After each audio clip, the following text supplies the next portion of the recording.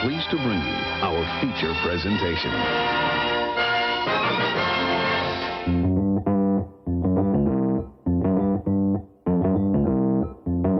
Live from Joe's mom's basement, it's the Stacking Benjamin Show.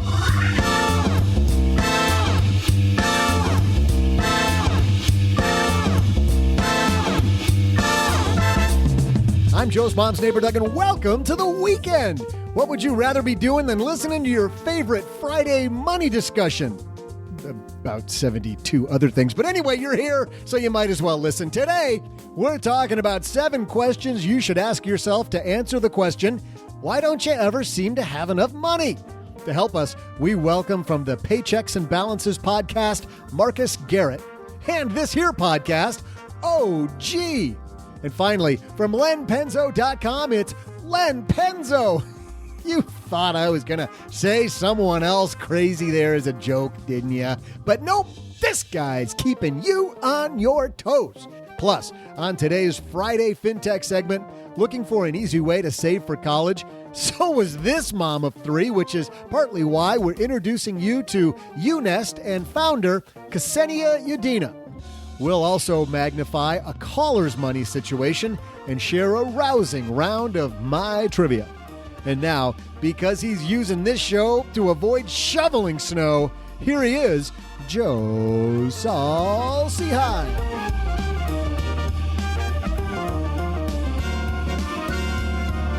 There is so much snow. It was snowing sideways here. Why did we move to Michigan? Hey there, everybody. I am Joe Saul-Sehy, Average Joe Money on Twitter, and welcome to the weekend. And here to help me across this card table, it's my good friend, OG. I didn't see you raising your hand helping shovel snow today. No, I retired from that. Yeah, probably about 5 years ago, actually. Very nice of you. Thank you. But you know what? I needed a workout, and I couldn't get to the gym because there is so much snow. It was amazing. It's very pretty, though. Mm-hmm. So, okay. So you say. You know, speaking of pretty, here under... It's just a horrible transition. I love that one, though. That's the best one ever. Under somewhere deep under Los Angeles, California, it's our good friend Len Penzo. You feeling pretty today, Len? Oh, you know, it's the things you wear under the main clothes that make you feel pretty, and I feel absolutely beautiful today, Joe. That is... He's wearing his Spider-Man underoos. He's feeling just full of power. You just took awkward to 11. Like... Maybe even to 12. Me like or Len? Skipped 11. No, Len did. I feel so beautiful and fresh. That is just... Oh, boy. Yeah. Oh, boy. Speaking of fresh, somebody lending a fresh perspective to this show, that might be a better transition.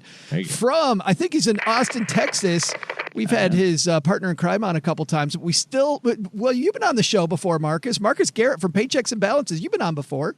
I have covered the debt-free challenge or something to that effect. I was drowning in debt at the time. I remember the little photoshopped image of a hand reaching out for the water. I think I've seen that stock image all over the internet, so that was very original. Not as original as the fresh shout out, but up there, about number 2. So you're in Austin, Texas. I am. We had a brisk, cool 74-degree winter day today. So yeah, do you snow for us. Do you recognize the salute I'm giving you over the shortwave right now? It looks familiar. Yeah. Well, you know what? I'm thinking about coming to visit you and get some warmth. You familiar with Away luggage, Marcus? Oh, no. I was going to fake like I have, although I think I've heard it before. But it's probably out of my price range. That's probably. Oh, no, it's not. It's incredibly economical for what you get. It's an amazing piece of luggage. This episode of Stacking Benjamins, believe it or not, Marcus, is brought to you by Away. Away makes a shocker there, huh? Away makes first-class luggage at coach prices. See, it says it right here. Yeah, that allows Marcus Garrett to charge his phone on the go. For $20 off a suitcase, you get $20 off just because you're on the show. Well, you could just be listening to the show. Go to awaytravel.com/SB and use promo code SB. That's awaytravel.com/SB, promo code SB. And we're also this week again brought to you by Murder Book, a new true crime podcast hosted by best-selling author Michael Connelly, available on Apple Podcast, wherever you listen. Also be sure to check out Dark Sacred Night, Michael Connelly's latest #1 bestseller featuring detectives Harry Bosch and Renee Ballard. I've read the books. I love the series Bosch. Have you guys seen that? Marcus, have you seen the series Bosch? I have not. You got to watch that on Netflix. Harry Bosch is this really cool detective, and it's like this true crime stuff. Len, I would think you and the Honeybee are into like crime stuff. You'd like Bosch. You should watch that. I don't, but the Honeybee is a huge Michael Connelly fan and a huge Bosch fan. I remember when Bosch first came out on Netflix, she complained because that's not Bosch how she pictured it when she was reading about Bosch, was totally different. Yeah. And it really irritated her. She's like, that's not how I pictured, Harry. It's Harry Bosch, right? Yes. But anyways, I think she's totally used to it now, but she's totally into all that stuff. She's got every Michael Connelly book ever written. That was totally me too. I thought, this isn't Bosch. And then by episode 2, I'm like, okay, I'm in. It's fantastic. It was the same thing with the Jack Ryan with the dude from The Office. Yeah. No, what was John Krasinski.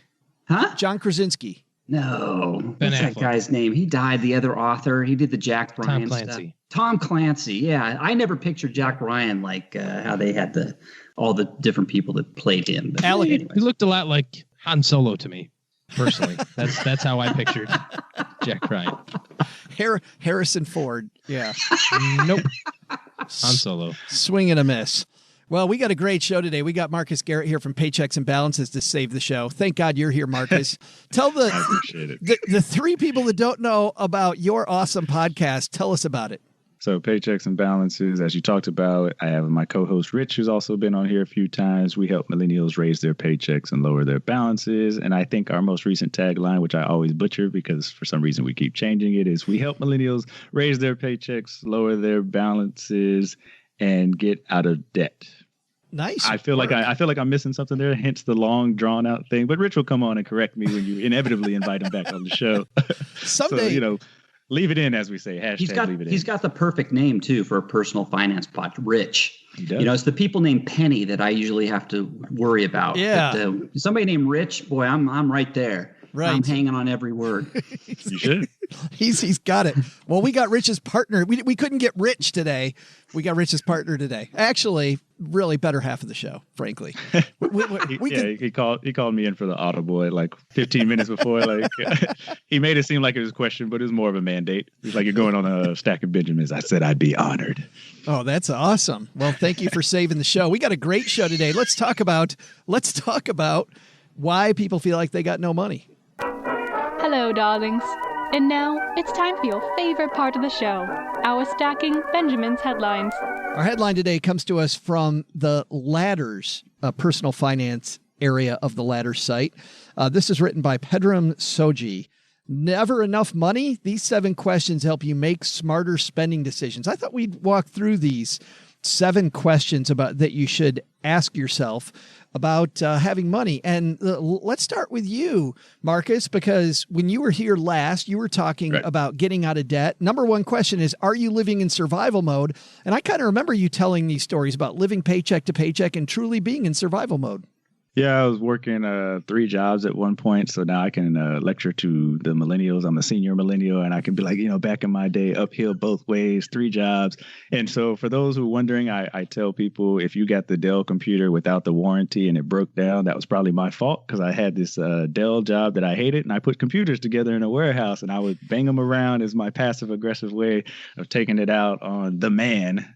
But it was a well-paying job, like $16 an hour. And then I worked hotels on the weekends. So I did night shifts at the hotel. And then I had, of course, the 9 to 5. I got to bring in the paycheck. What I kind of look at now is, do you have a spending surplus or a shortage? So everyone assumes they have an income shortage. But really, during that whole experience, I was just spending way too much money. And all I knew how to do was trade time for money. And so that's why I worked all those jobs. If that really might not be what you need to have to do. That's a good point, Len. A lot of people out there thinking my life is going to be better when I make more money. And to Marcus's point, that's totally not true.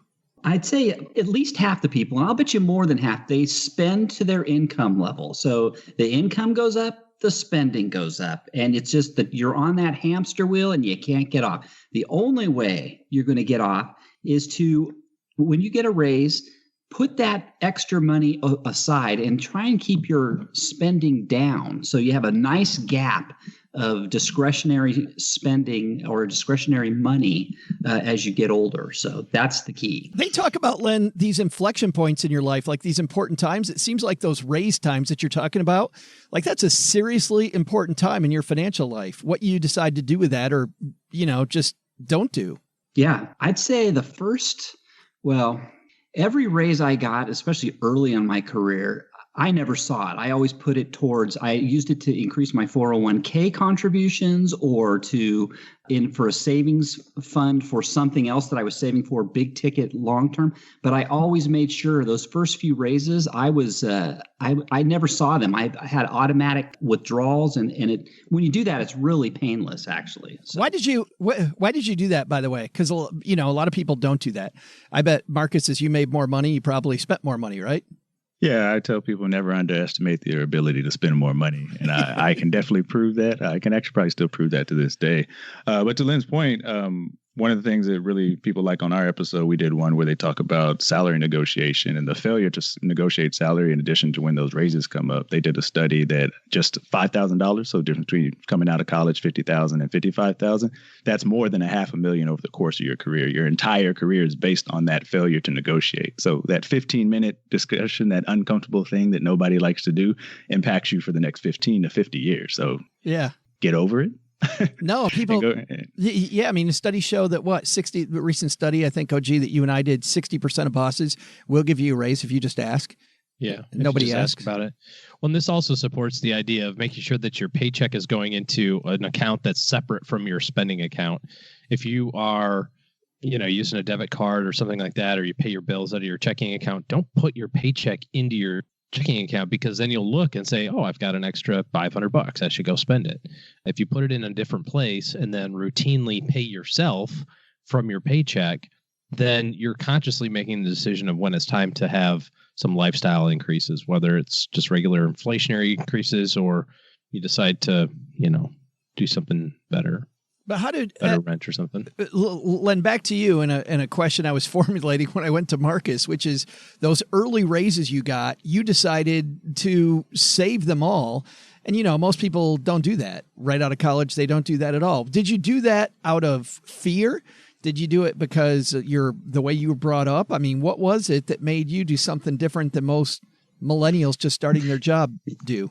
Yeah, fear is a good word, especially, engineering, and your son hopefully he doesn't find out, but it's very cyclical. And a lot of engineers they'll lose their jobs, after just the economy takes a turn and they start laying people off. And I've always lived under the fear of being laid off. So I was, saving was just in my blood. It was just a survival thing. It's like, gosh, if I get laid off, I've got to have so much cushion for, maybe a year to be able to get another job. So yeah, fear is a good word, Joe. We had Gabby Dunn on recently, and she talked about money scripts. And is that a money script in your family? Like, were your family's people that always kind of planned ahead and, winter is coming, to quote Game of Thrones? No, if you're talking to me, Joe, my dad, no, my dad's the exact opposite of me. He's always proudly said, I've never seen a Brinks truck follow a hearse. And the man spends as he gets it.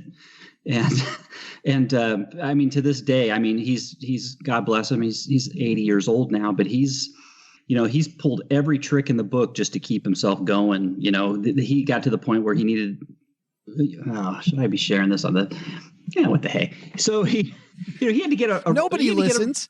No, I know. He had to get, for example, a reverse mortgage. I mean, he was in a position where he didn't, he outlived his nest egg pretty much. And so he got into the position where he needed to go with the reverse mortgage. And just as, now they're at the age now where he actually has to sell his house, and he's going to be moving by my sister closer to, and I'm just praying that, that reverse mortgage, he's going to be able not to, be damaged by that when he gets that house sold. Well, it's funny, and not even to that degree, because that's an extreme degree. In this piece, it says living in survival mode. This is where we live our lives, and it's the underlying reason we're always stressed. Marcus, I got to believe you're working those 3 jobs. You don't have any money. You're in survival mode. You were probably way more stressed out then than you are now.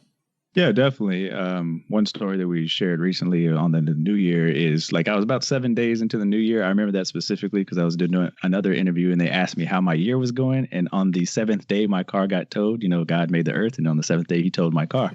Back in the day, this would have been a spiral into debt and like this uncontrollable scenario because it was $300. Like I didn't have $300 laying around. This was not something I was planning. The Cowboys just won, so I was out celebrating, enjoying life. And like every apartment scam, there's not enough parking spaces. So as you get home after 8:01 p.m., you have to park in permit parking. I parked there 1,000 times. But I got caught up in the New Year's sweep and I came out to an empty parking space and my manager had snitched on me. I thought snitches get stitches, but apparently we're under new rules in 2019. And I had to like track down my vehicle. They couldn't find it at first. When they finally did, because I told them 911 is going to be the next call that I place, they were like, yeah, and that'll be $300. And then, of course, wait, there's more. It gets better. Shout out to Scary Movie. Is I get there and my headlight doesn't work. I don't know why. I think they're, in cohorts and everything like that. So I take it to the dealership up the street and allegedly I put my air quotes up. The fuse is out. So another $300. And then they told me they wanted to give me the benefit of rotating my tires and putting new tires on there, which would have been another $800. I'm like, look, I'm not coming out of $1,500 6 days into the year. It's just not going to happen. Please give me my car back. There's just these scenarios that you can't plan for. And although that's an actually very painful story, I'm very grateful to be where I am now, where It was really a transfer of funds. It's a major inconvenience. I can't say minor, but it's an inconvenience now. This would have been a spiral back into debt just 5 years ago. That's what I was thinking. 5 years ago, that would have been, don't get me wrong, it was hell, but it would have been total hell. Right. Yeah. Like I started, we'll probably talk about this on our show as well. I started hypothesizing with Rich. I'm like, this is a scenario where I don't know how I would have got my car back. Like if I didn't have $300 or, friends or family to go to, and you can kind of think about that now. And I like, this is how people lose. You ever see those cars on the side of the road and like, there's just one flat tire and the orange stickers on the window. And you're like, where are these people? And like, that was one of those scenarios like, hey, we got to leave the car behind, fellas. Like, what are we going to do here? We used to joke about that all the time, OG, about my car. And I don't know if you knew me then, but I drove a car that was so old that people jokingly said that I just had a screwdriver in the glove box. And I was going to, when the engine light finally came on and I pull over on the side of the road, I just take off the plate, scratch off the VIN number and walk away. Start walking away. Yeah. Well, and the other problem with that towing story, Marcus, is of course is that it didn't stop at $300. You went and got it the next day. That meter's running. For a lot of people, that's not a minor inconvenience. That's a catastrophe. I was in college and I was late for a final exam, so I parked in a red zone because it would have been too far of a walk. What the hell, I'll take a $25 fine. I came out and my car was gone. Well, dummy me. I'm not thinking the car was towed because it was a red zone. I figured they just wrote me a ticket. I thought my car was stolen. So I went to the campus police station. I go, I want to report a stolen car. He goes, well, what's the car? And I told, I gave the description of my car and he goes, oh yeah, we just towed that was parked in a red zone. I not only had to pay the fine for the red zone, I had to pay the towing fee and I had to pay storage for a day because it was late at night, so I couldn't go get it. And yeah, you have to pay for storage. And if let's say you're 2 or 3 days, it just starts adding up. And then to add insult to injury, they damaged my muffler when they towed it. And they're not liable for any damage to your car when they tow it. Yeah. That I found out. I mean, that was an expensive lesson, let me tell you. Wow. Number 2 on here, why are you squandering what you have? And OG, as a financial planner, you see this all the time. I used to see this all the time. People that have like good cash flow and they go buy a boat on payments, or they do this stuff with money where they're squandering their advantage and it just drives you crazy. Well, even with good cash flow, it's frustrating talking with people say something like, well, that interest rate's really low. It's at 0.9%. So, why should I be in a hurry to pay it off? It's like, because it's $600 a month. And that $600 could be going somewhere else. If just to yourself, just to your own bank account, let alone other places like an investment fund or something like that. And quite often, of course, is not just a car payment. It's 2 car payments and a boat payment and 2 jet skis and the new cottage.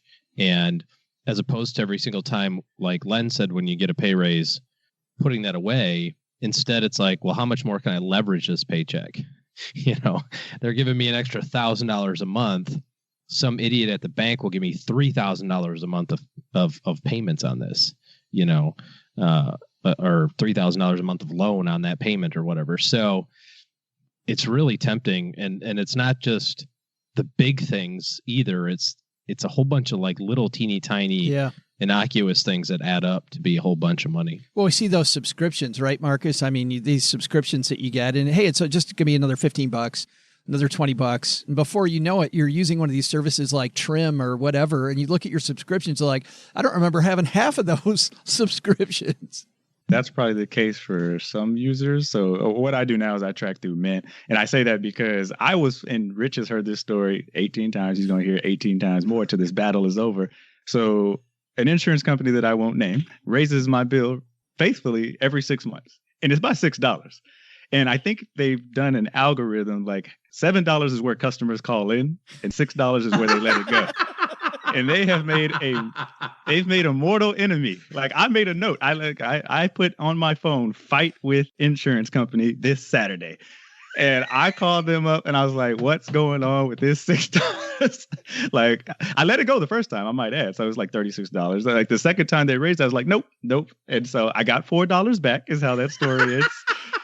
And I know they were sitting on their phone like, I'm not rich, but they can see how much money I make. They have my profile. They're like, this guy is fighting us over $4. I'm probably the only customer that called in, but I just feel like sometimes these are $1 billion entities. Like it's gotta be on principle sometimes. I'm like, no, you are questioning my character. I got a personal finance show. I'm not going to let it go. I can't wait to update the people because I told them about this in 2018. I'm like, I'm making a note because I'm busy through the rest of the year, but I'm going to fight for this $6. It sounds like cable companies do that and all sorts of other things too. Yeah. Just little bits. Yep. Yeah. There's a phone company who I'm after next. This all totals to $12 a month. But I just feel like sometimes I'm like, you're worth $1 billion. It's my $12. I like that $12 is like almost, almost an hour of my time, whatever the case may be. I want it back. Like you haven't earned it like I have. Marcus has this angry old guy down the way, OG, that I talk about Cinemark, doesn't he? Yeah, he does. Like he's got that. Yeah. What I don't go into Cinemark movies with Joe. They're next on my list. It is. Oh, it's so bad. Number 3 here, I thought was pretty woo woo at first. I thought this was some new age crap, but the more I think about it, the more this gets back to Vicki Robin. And before you spend money, decide what's important to you, which is who are you really, right? I mean, Len, it's funny. I'm going to start with you because you're Mr. Practical guy, but really, you start off with your values. And what this really says is start off with your values before you spend money. And does this really serve you, or is it just you're just blowing cash? Well, if you're the type that likes to spend cash, I guess that's really you. So good point. I mean, for me, it's like I question everything. To me, everything is a want. Warm air in my house in winter is a want, not a need. So I kind of go overboard in that. But I do like the fact that they do ask you to go back and at least think about some of these things you want to buy. Maybe wait a day before you see something, you want to buy it on impulse. Maybe take a step back, go home, and then if you still want it the next day, then go back and get it. But that's me. I like this idea number 4 here, OG. Are you clinging to things that no longer serve you? The nation's being swept away by this Marie Kondo series and tidying up. But there's really something, OG, to this. Like, why are we hanging on to a bunch of crap in our life that doesn't serve us? Does it spark joy? Does it spark joy? Well, I'm not entirely sure how getting rid of old stuff puts money in your pocket other than selling it, I suppose. But I think in general, when it comes to being a little bit more thoughtful around with your surroundings, that'll domino into your decision making. Len was talking about waiting a day on making a decision about something. There's a really big purchase that I want to make, and I'm totally envious of other people who've had it. In fact, it'd be super useful for my business, but it's a lot of money. And every day for the last week and a half, I've gone into my purchase app on my phone where the thing is in my, shopping cart. And then I just look at it and then I say, okay, well, maybe tomorrow. And part of that is because I have that tool already. It's just not the latest and greatest tool. Yeah, but they're talking about this clutter around your house and I get that doesn't put money in your pocket right now, but the piece says, and I totally agree with this, like when I get a bunch of clutter or I go into somebody's house that's really cluttered, I get exhausted. And you see, like I've been watching this Marie Kondo series, you see the before for these people. They can't even work in their kitchen. They don't want to eat at home because their kitchen's a disaster. So they go out to eat every night. There's money. You don't want to sit in your living room because there's stacks of crap all over it. So you end up hanging out at Starbucks or someplace else. You just Cinemark. Or cinema, right? I'm not doing that anymore. But clutter is, what does it say here? Clutter acts like stagnant energy lodged in our system. It's this frustration that when you work in a clean space, it makes it so much easier to just get things done. Okay. I'll have to take your word for that. So you need a financial enema is what you're saying. That's how you. Delightful. Just the master of thanks for that metaphor. Imagery, right? Appreciate it. Yep. Number 5, Len already talked about this. Can it wait? Number 6 is, do you have a budget or are you just winging it? I think we can let that talk for itself. And then number 7, we talked about, are you investing in your future? And we'll link to this on our show notes page at stackingbenjamins.com. But the biggest takeaway from this, and people just being broken, living paycheck to paycheck, OG, people not having enough money, biggest takeaway? Well, for me, it's just about being intentional about decision making, whether it's something as simple as making sure that your next pay raise automatically goes into savings, or you're smart about the things that are around you. I think if you're being smart about your day-to-day decision making, just not letting it happen to you, you're going to be better off. Len? Yeah, I'm with OG. It's all about decisions, and you've got to look at yourself and the decisions you made. And I think if you look inward, you will find how to come up with more money. That's very zen for the most non-zen guy I know. That is awesome. Marcus, you're a guest. You get the last word, man. I actually like number 5 the most. Can it wait? And I say that because in this particular generation, everything's such instant gratification with the Instagram culture and the social media and every stunting on the gram. And the Fire Festival is like the most recent flare up, although there'll be some other fraudulent festival or fraudulent thing that will come up. But it's always trying to impress these other people. And for what reason? So I think if you can slow down, take your foot off the gas. I automate everything. So I'm actually the exact reverse opposite of what OG just said there. Even, going on now 40, I still haven't learned responsibility and accountability. So I get all the money, all the responsible things are funded by like the first week of the month. And that's why the 7th wasn't particularly painful. It was just extremely annoying. It was just like, well, at least everything's paid for. No one's going to come for the car. I might be racing. In some cases and scenarios, people would have been racing the loan officer to get the car from the tow truck company before I did. And it was just like, this really sucks. But I know the car's paid for, the rent is covered, the 401k is funded. I didn't have a choice. That's another thing is my first job out of school, I made $20,000. And I tell that story all the time because I had a business degree. I thought I was going to come out here balling, put the industry on its ear, 6 figures. Bloop, bloop, bloop. 5 years later, 7 figures. It didn't quite work out like that. So I want people to know that and really just to know thyself. So that's where I really like the can it wait thing. I've been going to the folded hot dog style now just to be offensive to younger millennials because I don't think they know what that means. But I folded a piece of paper, hot dog style. I put needs in the left column and I put wants in the right column. And I kind of award myself with the wants when that extra money, it rarely comes, but when it does, is available. Well, before we fly into our Friday FinTech segment, let's talk about flying in general, because I got to tell you, something has made travel a lot more fun for me than it used to be, and that is Away Travel. Thanks to Away for supporting Stacking Benjamins. Away makes affordable, high-quality suitcases that charge your phone by cutting out the middleman.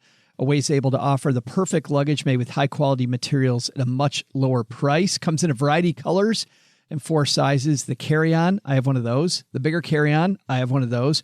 The medium or the large, I don't have those. Away's designed the perfect suitcase to make your travel experience stress-free. Here is what I like. It features 2 USB ports and a high-capacity battery that lets me charge my devices on the go.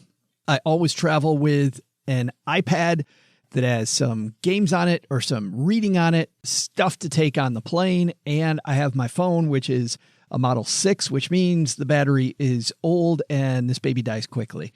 So instead of fighting for an airport outlet, I just use these 2 USB ports with my luggage. And it's funny, the looks that you get from other people. Frankly, I don't really care about the looks, but you can tell there's a bunch of people going, what is that? It's made with premium impact-resistant German polycarbonate. I have no idea what German polycarbonate is, but I do know it's impact-resistant. This stuff has taken a beating and has held up nicely. 4 360-degree spinner wheels that won't get stuck or break. It is a TSA-approved combination lock built in to keep your belongings safe. And even overpackers can fit everything they need because they have this patent-pending interior compression system that tightly buckles in bulky items. Comes with a lifetime warranty. If anything breaks, Away will fix it or replace it for life. Carry-on sizes are compliant with all major U.S. airlines, so it maximizes the amount you can pack. And you have a 100-day risk-free trial period. If at any point you decide it's not for you, return it for a full refund. No questions asked. And of course, because you listen to Stacking Benjamins, there's a special offer. If you want $20 off your next Away travel suitcase, head to awaytravel.com/SB. Use promo code SB at checkout. Plus, you get free shipping anywhere in the lower 48 states. That's awaytravel.com/SB. Promo code SB.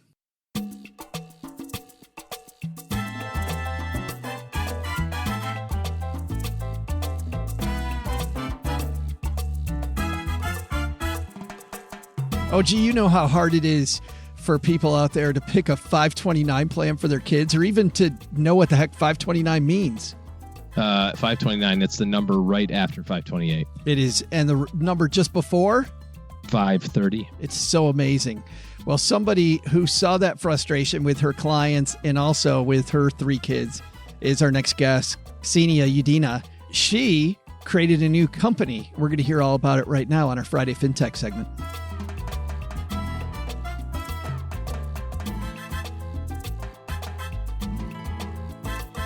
And coming down the stairs to the basement, the creator of UNest, Ksenia Udina. Did I get that right? You got it right. Thank you, Joe. How about that? A lot of people have trouble with my name, so you're not the first one. Well, with a name like Saul Sehi, I totally get that. But let's talk about UNest, because obviously we wanted to have you down here to the basement to talk about what you've created. Was it a frustration you had around kids and money yourself, or was it an opportunity in the marketplace? Tell me about the genesis of UNest. It was both, it was a combination of my personal experience and my professional experience that led me to creation of this company. By virtue of background, I'm a financial advisor. I spent over 10 years in the industry, and I realized that currently only the wealthy people have access to the college savings plans, right? This is crazy and mind-blowing to me. But, all of my clients, at one of the largest investment management firms in the United States where I previously worked, they took advantage of 529 plans, college savings plans, due to the great investment returns, due to the great tax benefits.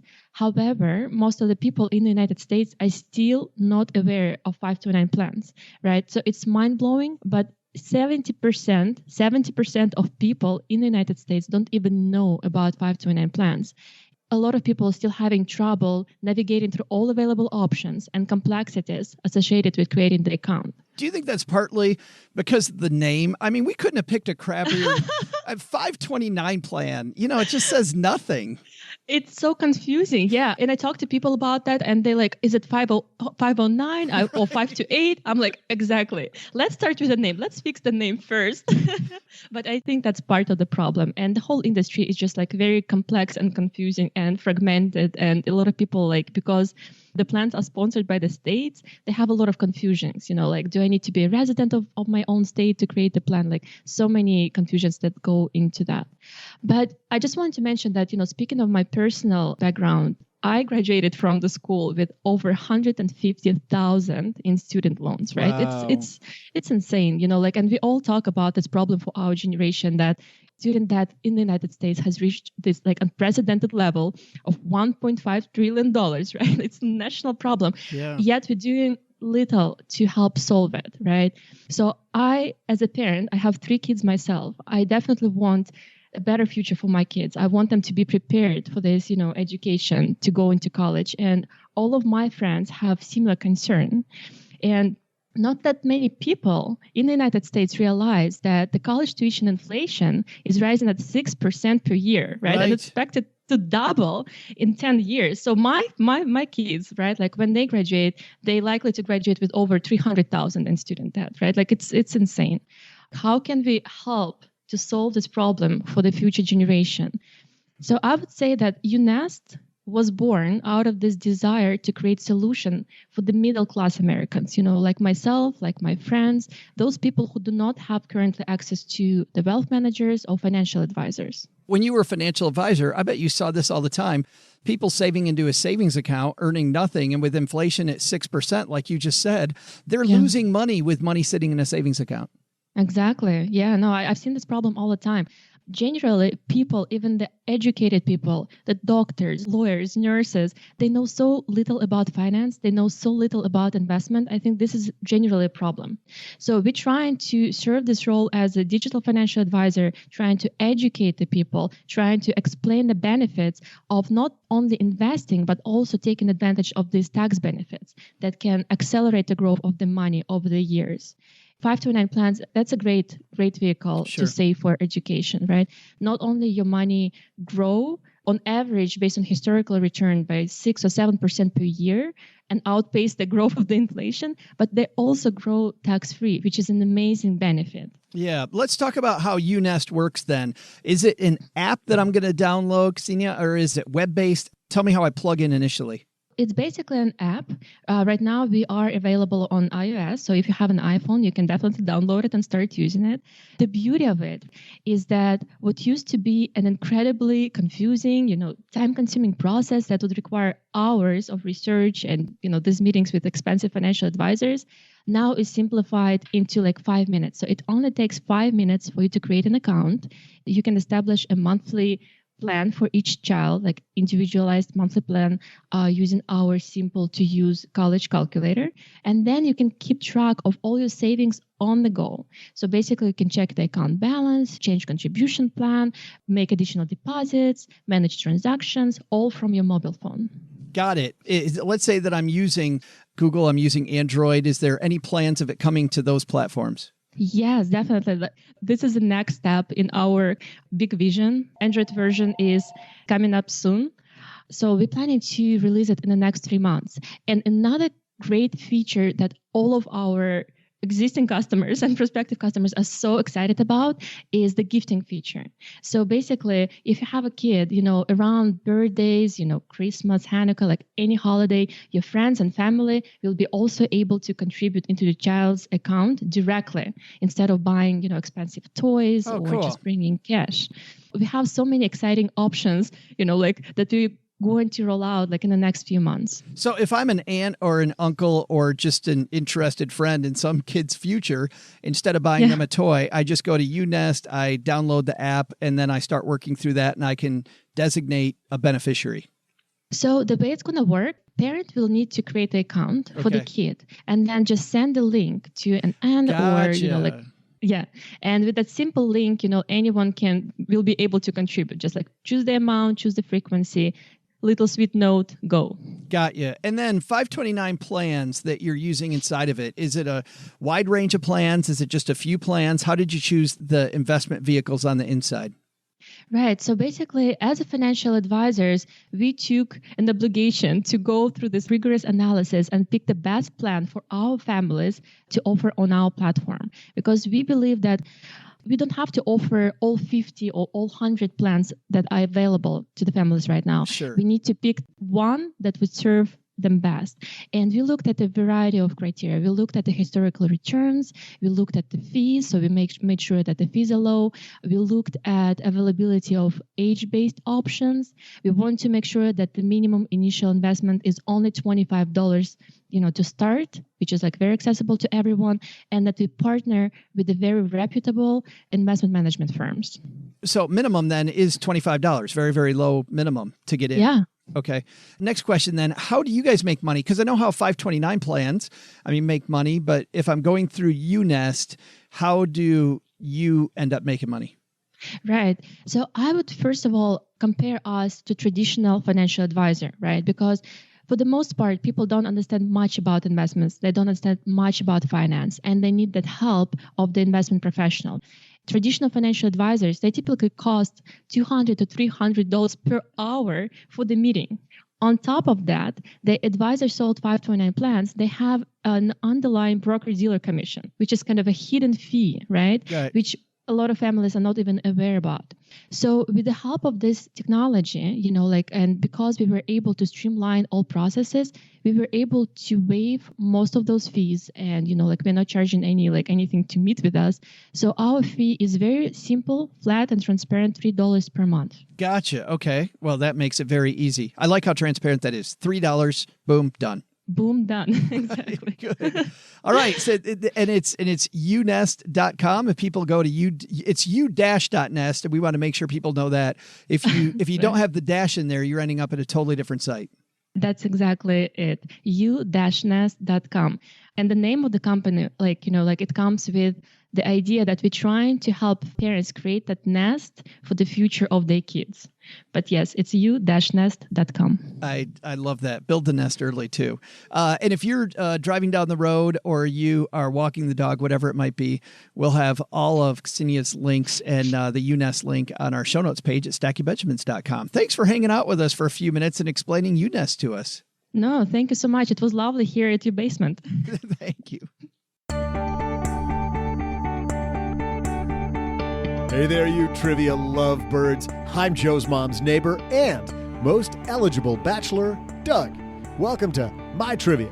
Today, let's celebrate one of the most important holidays of the year. Yes, more important than tax day and almost equal in standing to Halloween.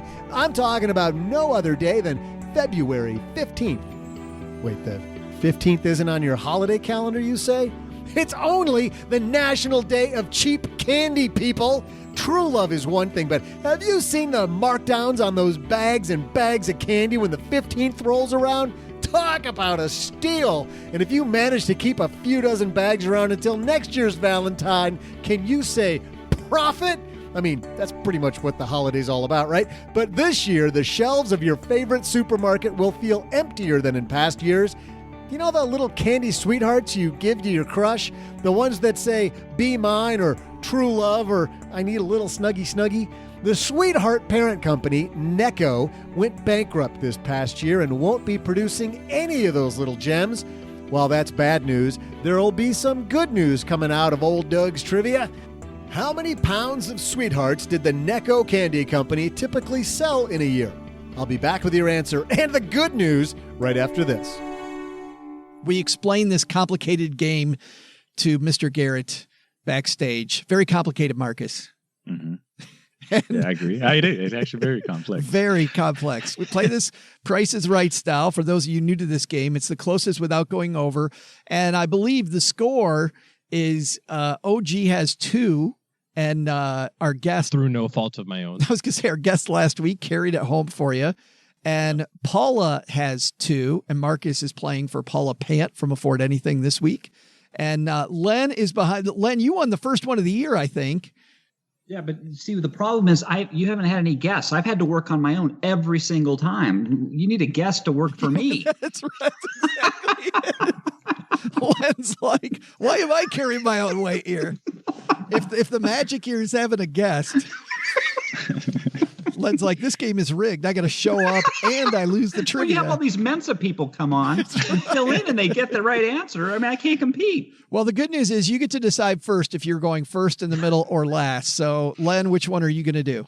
Oh, I'm going to go last. As if you played this game before. Marcus, are you going to go first or in the middle? I'm going middle. Yeah. Wow. As if he knows what he's doing too. That means, OG, you're first. How many pounds of Sweethearts did the Necco Candy Company typically sell in a year? So 310 million Americans. Let's say 5% of them actually give a crap about Valentine's Day. So that's 15 million people. And each person gets 8 ounces. 15 million times 8 is a lot like 60. So 90 million ounces. Why didn't you convert the 8 ounces to pounds before you did your multiplication? Because I want to divide 90 million ounces by 16, obviously. Oh, Duh. why am I helping you anyway? I know, that's what I'm thinking. Very much. So back to 15. So I'm going to say 15 million pounds. 15 million pounds. Marcus? Well, I guess we got to show our math here, and I'm going to add a 0, but I originally worked through 50 states. Like OG said, a couple of those are flyover states, so they probably don't care about Valentine's Day. Whoa. But then I thought that was a trick question, so I put those back in. I figured smart. there's 2,000 pounds, which I'm not sure and didn't have a chance to Google in a ton.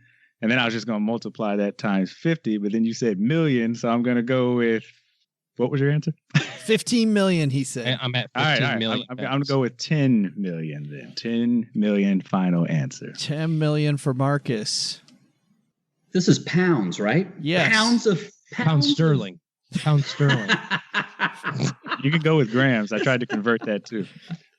It's in pound sterling. Pound sterling. Which is equal to what? $5? That'd actually break your teeth if you tried to bite into those, wouldn't it? No, just the one with the queens on them. You're right. Let's see. So pounds, how many pounds were sold? Gosh, those little boxes of sweethearts, those can't be, were you guessing a half a pound a box?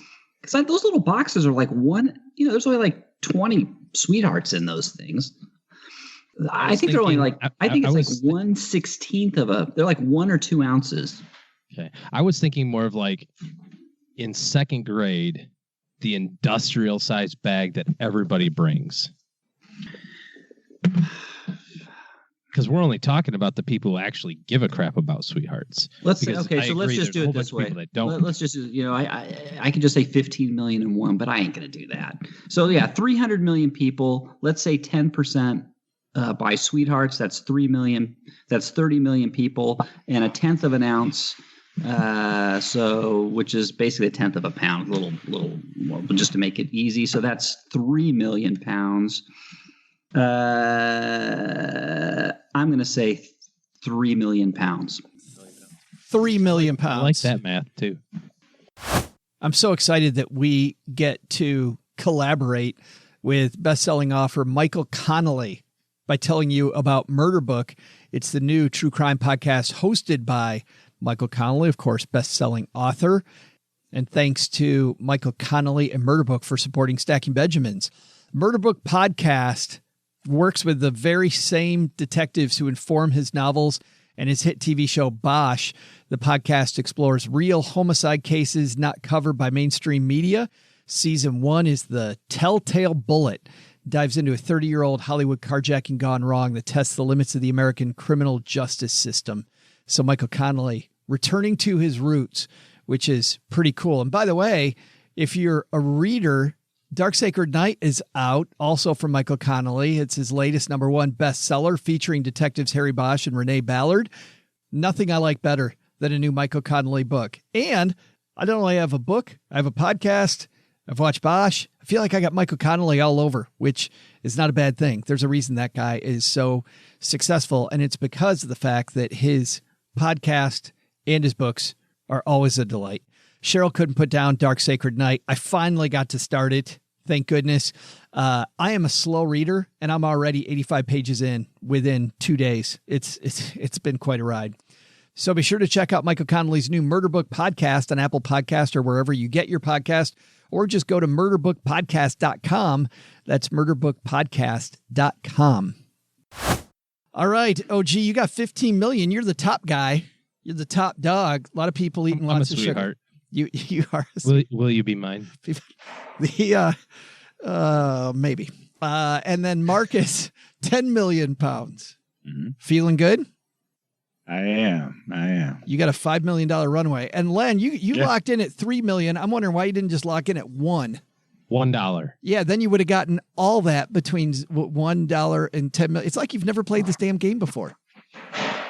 You know what? Dang it. You're right. I should have. That was stupid. If you're going to go low, go that low, was baby. Stupid. See, this is why you need a guest to play for me, because a guest wouldn't have made that stupid mistake. You're right. I should have. Boy, that was dumb. I will love this if Doug says it's 2.9 million pounds. That will be awesome.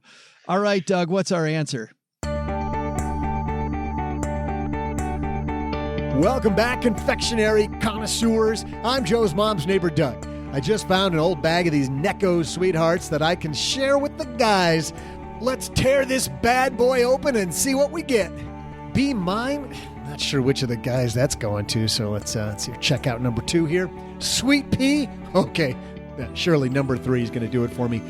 Wink, wink. Alrighty, how's a guy supposed to decide who gets which sweetheart between Joe and OG and Len? I'll just leave these sweethearts laying around and they can decide who gets which one, but I kind of hope Len gets wink wink.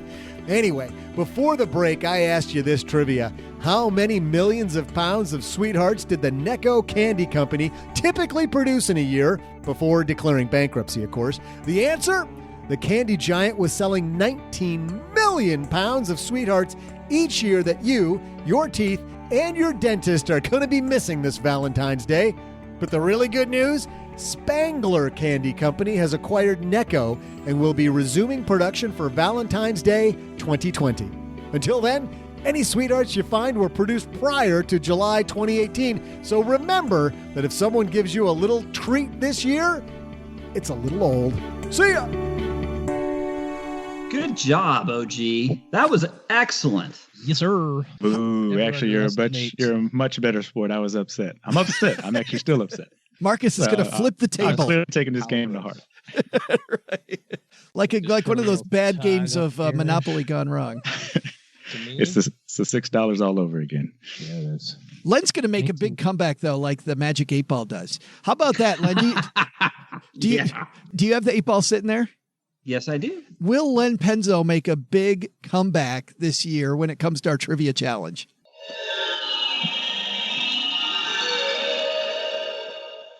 The outcome cannot be predicted. Yeah. Oh, I like that. That is good for ratings. We're going to leave that. That is great for ratings. Who knows? Oh, boy, guess what? Let's take out the magnifying glass, guys, and help somebody do better with their money. Today's hotline call comes to you courtesy of MagnifyMoney.com. When you head to StackyBenjamins.com/MagnifyMoney, you're going to find those financial products you use every day. They are nowhere near best in class. Over 92% of the products available online, those are all ranked at Magnify Money. Head to StackyBenjamins.com/MagnifyMoney for more, whether it's reducing the amount of interest you pay to the man or getting a higher rate on your savings account. Let's look up, actually, it's a little bit before, so these rates have probably, within a rising interest rate environment, climbed. You know, I was looking at CDs the other day, and the best I could find for my little amount was 2.75, but let's... If that's Robin Hood, you're going to have to scratch it. That's right. That's right.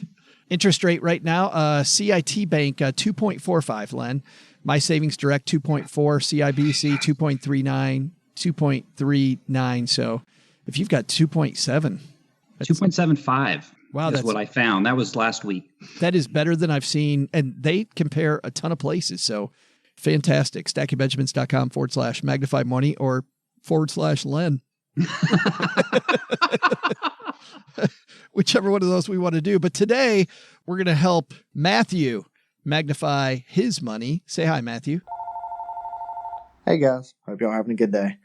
I had a question for Financial Independent as it pertains to real estate versus the stock market. As of right now, my fiance and I are 24. We make around $100,000 a year and only live off around $30,000. Obviously, we don't have kids and we don't have a mortgage or any loans, so we don't have much overhead. But we're gonna try not to expand our lifestyles too much in the future. That being said, we're saving a lot of money and we're investing in the stock market via Roth IRAs, company 401ks, along with just some mutual funds outside of retirement investments. We like the idea of rental real estate, but aren't huge on the whole debt idea. The question comes with, do we continue to just invest in the market for, say, the next 10 years, stockpile a lot of money, and are able to live off dividends? Or is it a better idea to go with some real estate, have the cash flow, and probably be able to stop our jobs even sooner if we wanted to? That being said, we don't hate our jobs. We're just looking for the freedom to do what we want to in the future. Thanks as always. I'm sure I won't listen to anything y'all say. Which may be a good idea. Thanks for the question, Matthew. Marcus, any thoughts? What do you think? Real estate versus investing in the stock market? At first, I was nervous. There's a lot of pressure about getting this wrong. But then he said he's not going to listen to anything I say. So it freed me up to give my real response. So I didn't mention whether he was going to fund the 401k to max if there's any profit match that they have with the company. So I would say always do that because that's free money that's left on the table. And that could also increase your returns if there is some money available that you otherwise wouldn't get in the market. If someone's charging me, they also not only have to charge me and make more than the market, they have to beat the market more than they're charging me. So there's 2 layers in which they have to beat. So I don't have any real estate myself, but that's kind of my personal choice. My concern there is that I think people talk about the downturn in the stock market because it's really visible. But when the real estate market downturns as well, you're chasing after those people for rent and money as well. And that's just not a particular situation I wanted to put myself in as a landlord. And then I guess my third and final piece of advice was one thing I would be, and I did for myself, I use investor.gov. It's a federal website that nobody talks about because the federal government's really horrible at advertising anything, but it actually has a lot of great information. And they have a compound interest calculator and a savings goal calculator, and it can map it out for the next 40, 50, 60 years or whatever you may be interested in. So that's how I came up with my savings goal of 100,000. There's several different reasons behind that if we want to go into that, but you can tailor it to your lifestyle. You can also calculate variance. It'll go 3% above your estimate or 3% below. That's usually the rate I use, but I'm sure you could put in whatever metrics you want. So again, investor.gov. So I would say have a funding goal. Like what are you trying to reach, whether that's over 10 years or period. That's a great resource. I love that. Len, I like what Marcus said about real estate. We don't hear about downturns in real estate, but when we do, it tends to flush everybody out. And I think it's because I heard recently somebody say that in real estate, because you use leverage, it magnifies the number of winners during up years, but it also magnifies the number of losers in down years because you're leveraged in this position. So, you know, 2007, 2008 hits, the system gets really cleaned out. But real estate versus the stock market, what do you think? Gosh, you know, this is totally personal, Joe. It's what you want. I mean, there's no risk here. So, you know me, Mr. Hate Risk. So we know somebody who back in the heyday of 2006, 2007, they had bought a lot of real estate and a lot of homes. And then the market turned and they were raking in the dough. They were raking in the dough on rents and stuff. And the market turned and they were leveraged and they had to get rid of all those homes and they ended up selling at a loss. It hurt. So, you know, it's just how much risk you want to take on, really. But long-term, OG, I mean, you know, real estate versus the stock market. What do you think? Well, this kind of comes down to a little bit of begin with the end in mind here. Financial independence, of course, is unique to everybody, and it's different based on, you know, your timeframes and things like that. I would suggest that while you're 24, your idea of financial independence will be different than when you're 34. And what that means might be a little bit different. By all means, that doesn't mean you shouldn't save right now. In fact, by my math, you're probably saving $40,000 a year, which if you did that for the next decade, you probably end up with between $600,000 and $700,000 by the time you're in your mid-30s. So that's a pretty gosh darn good start. But I think when it comes to the real estate component of it, just like you said, Joe, in terms of the magnifying the upside and the downside, I think the other thing that happens a little bit more is people talk more about esoteric type things, and not necessarily that real estate's so unique, but it just sounds really cool, right? Like I've got somebody else paying my mortgage, I'm making this extra cash flow. But if all of that doesn't happen continuously, that cash flow or that profit for the year or those 2 years worth of or 5 years worth of debt pay down by somebody else can all vanish in an instant. I just read an article about somebody who spent 6 weeks trying to find their next tenant, you know, just kind of a normal turnover situation. And that effectively wiped out the entire year's worth of profit because after accounting for all the expenses, the upkeep, and the deferred maintenance that happens when you have a turnover in a tenant, that's when you fix all the stuff that you've been meaning to fix. It took all the profit for the year out. So it doesn't necessarily make it a good thing or bad thing.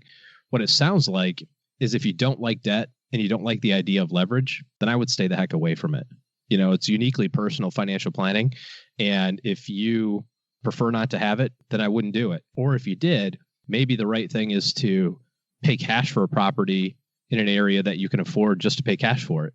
And then you don't have to worry about the cash flow to maintain the debt. you're just holding, you're exchanging a bucket of cash for a property or something like that. I still don't think that's a great idea until that only represents, 5 or 10% of your net worth. It's not like you're going to take all $700,000 that you've saved in 10 years from now and go dump it all on a real estate building. Yeah, on a single building. Yeah, on that's one like building. That's like the same thing of putting all your money in one stock.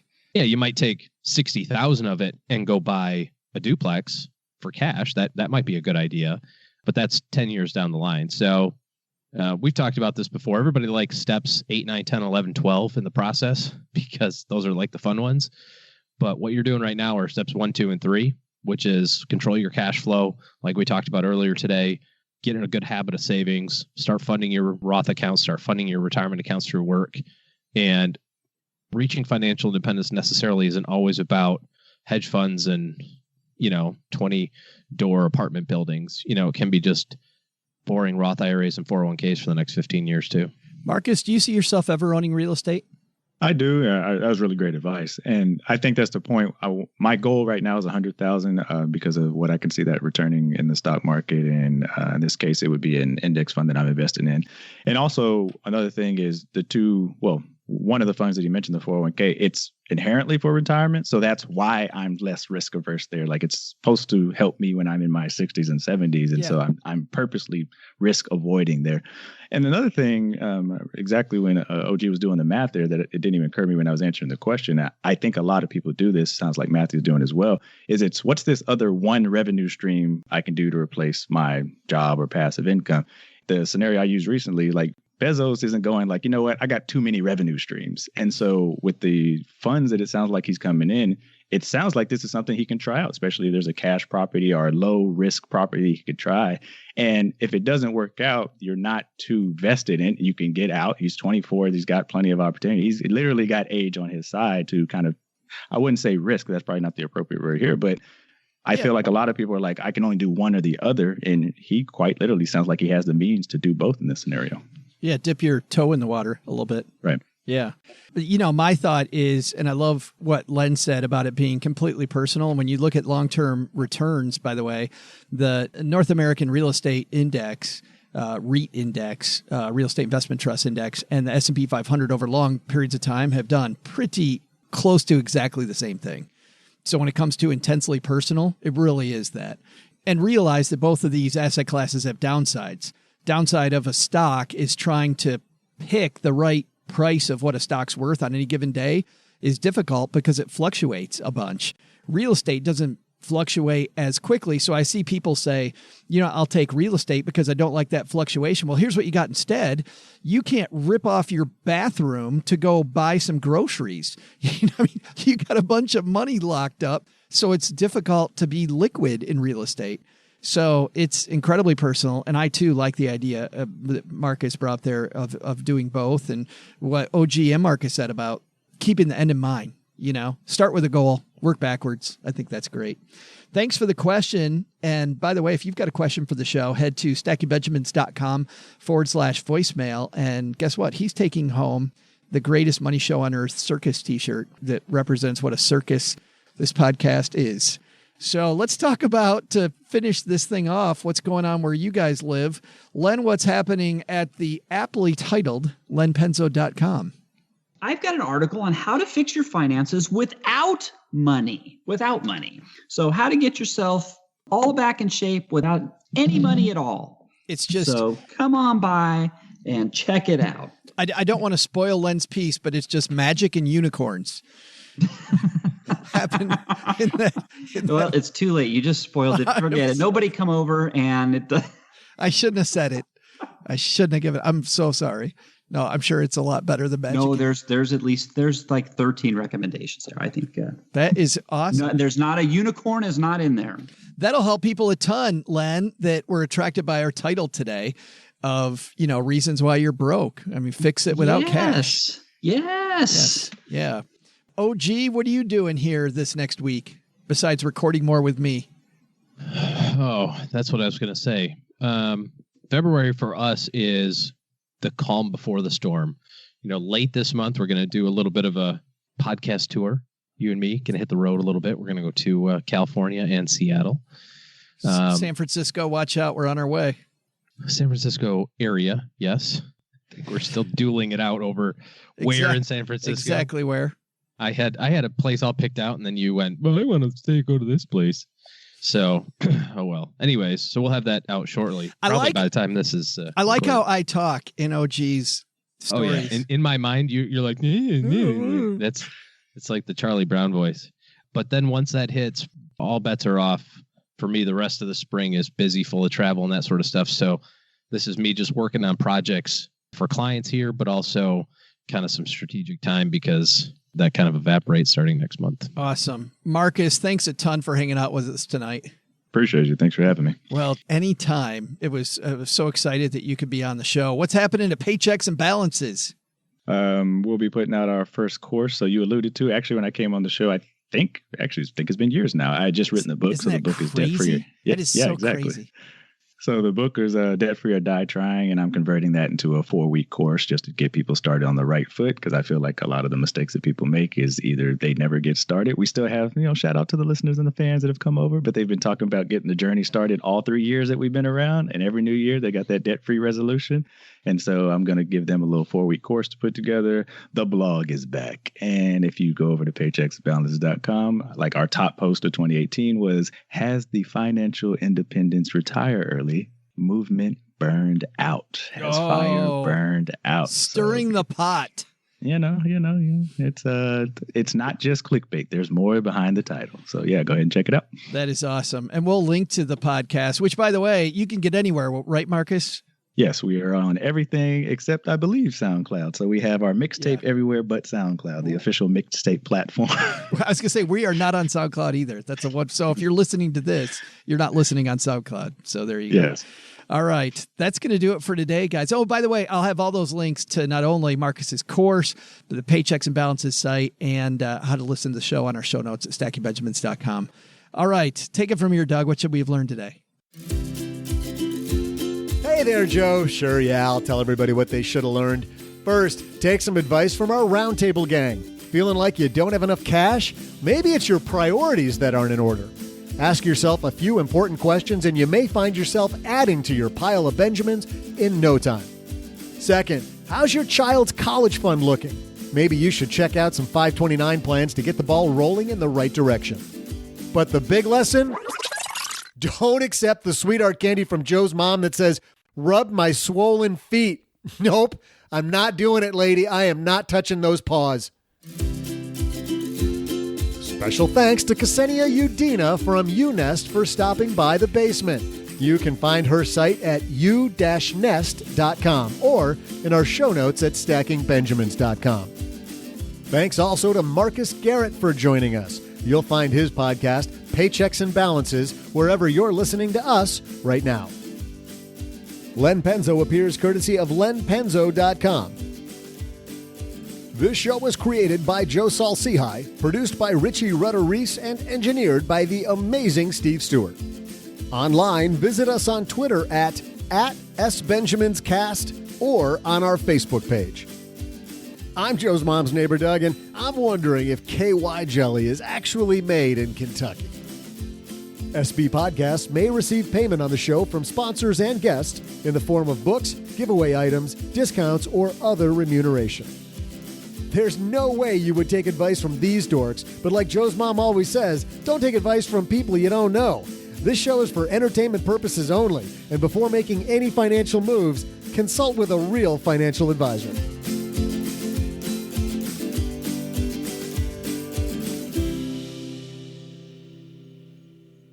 What was that? It's called the medium sketch. The medium sketch? Yeah, it wasn't rare and it certainly wasn't well done.